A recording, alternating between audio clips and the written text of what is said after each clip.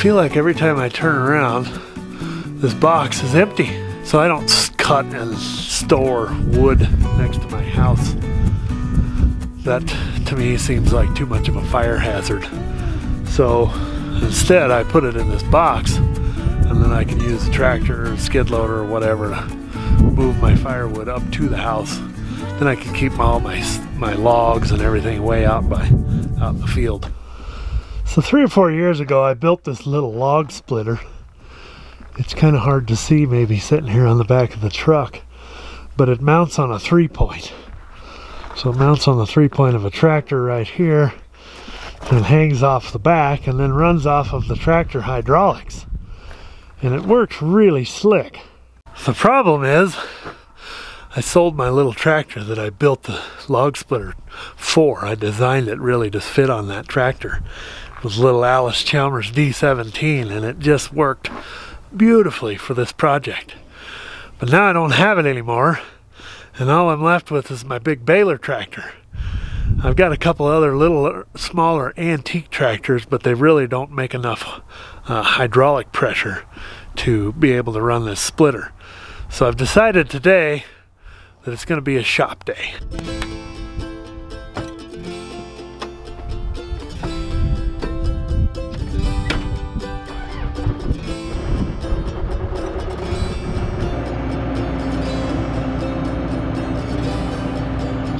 I've got this old cart that I think I'm going to turn into a table, and then I've got some rough cut wood here, some leftover rough cut wood from when we were building our corrals this summer, and I think I'll make me a wood top for this guy that I can put the log splitter on top of and attach it to that cart, and then I can move it around real easy with the log splitter or with the skid loader, and then I can take that tractor over there and just plug the hydraulics right into it and be able to split wood.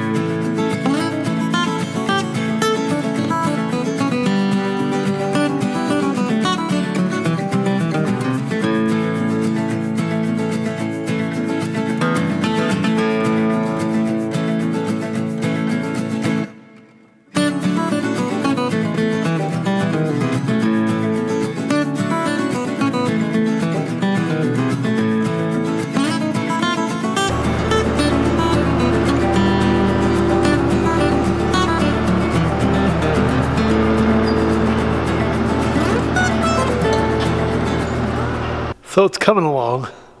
I'm getting it mounted on this cart. I shaved about a little over a foot off of the overall height of the cart, and then added this perimeter board so that I could have this notch that it would sit down in right here. That drops it down just enough to make it at a comfortable working height.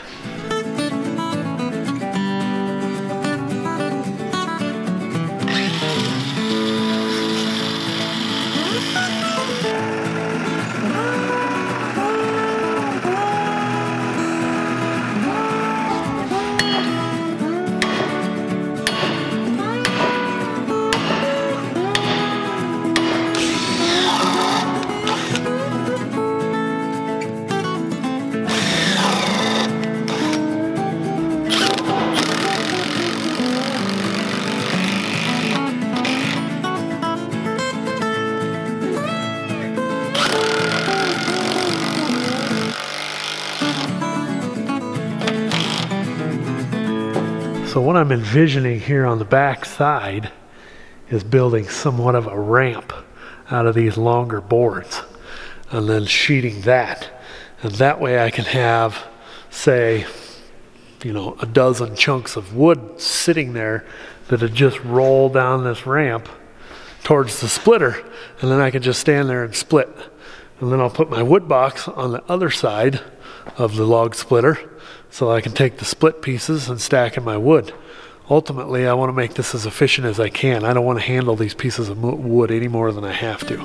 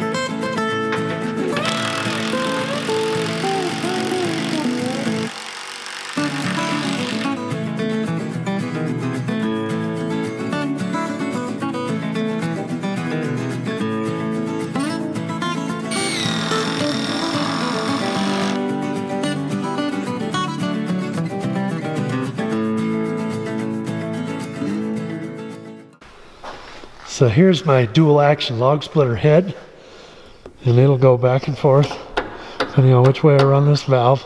So I can split logs up against this bump stop, or I can split logs up against that bump stop. It'll go either direction.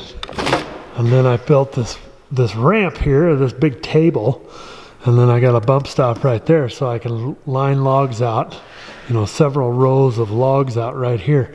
And then I can grab a log and split it, and I'll be able to turn around and put it in my wood box. So I'll be able to just stand here for quite a while and split wood, hopefully minimizing the number of steps that I have to take.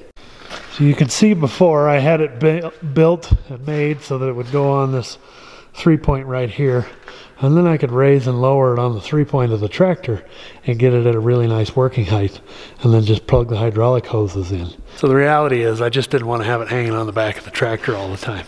This way the whole cart itself can be stationary.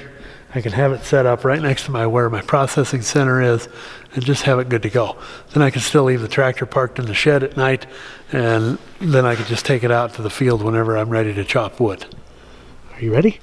Now, because it's only about 25 degrees outside right now, the real question is whether or not I can get the tractor to start.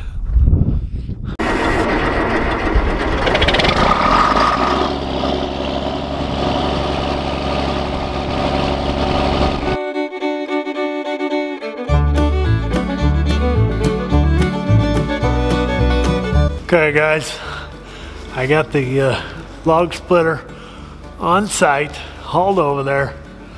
We're ready to go give it a try. So the hydraulic line's plugged in right there.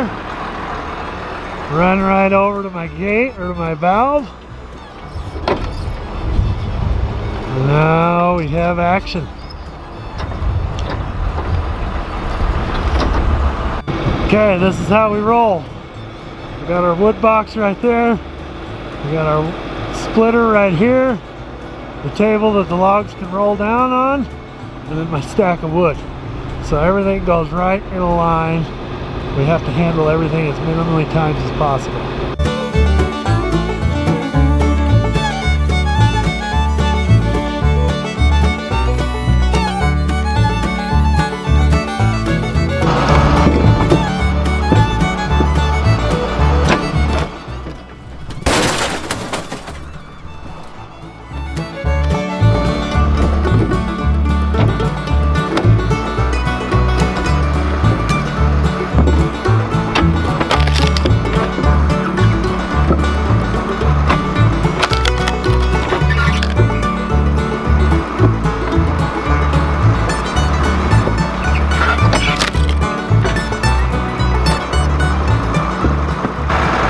that right there took me all of about 10 minutes to chop or split. And that was one table full on here.